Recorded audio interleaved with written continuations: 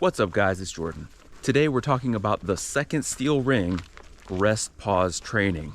I've got my handy dandy notebook with a few questions to help focus my thoughts on this. So why do most people train using traditional sets and reps? It's right there in the question, tradition. Traditionally, the first thing you learn when you get into weight training is you do 3 sets of 10, 3 sets of 10 repetitions of every exercise. This is not wrong. This will train your body and you will get good results. However, this is geared specifically toward bodybuilding. A lot of people conflate bodybuilding with weight training, but that doesn't have to be the goal. Bodybuilding is a sport, just like CrossFit or basketball. It has specific goals that you're trying to meet. Bodybuilding is about aesthetics.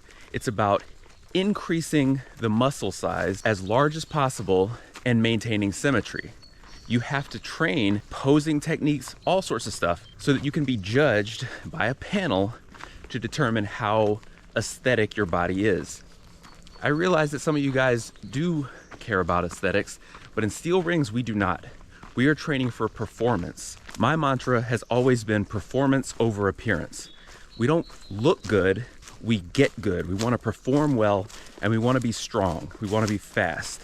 Which takes us to our second question: what makes rest pause training different and better for performance? If you do 3 sets of 12 using only barbells, you're going to get very good at performing that movement using a barbell.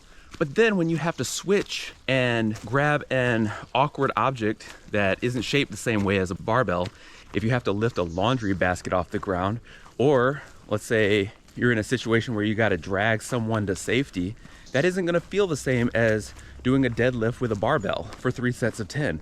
It's going to be awkward, it's going to feel uncomfortable, and you're going to have to make it work however you can. In rest pause training, we use a lighter weight than we normally would, and we just continue to rep through the fatigue and the exhaustion.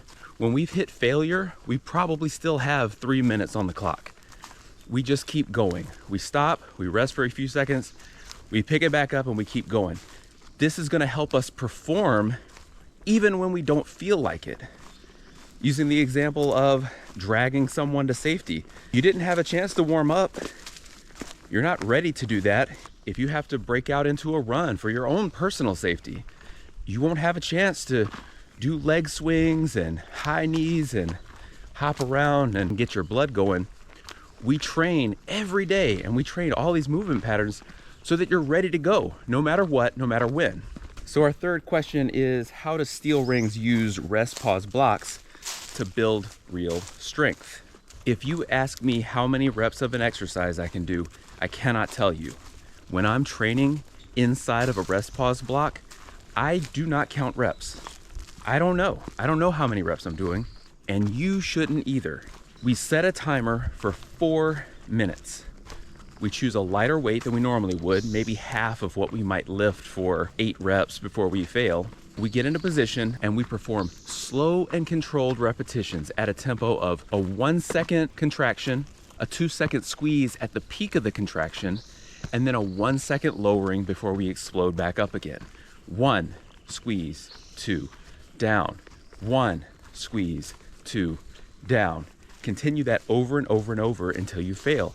Rest 5 to 10 seconds, bring the weight down, shake out the muscles, and get right back into it.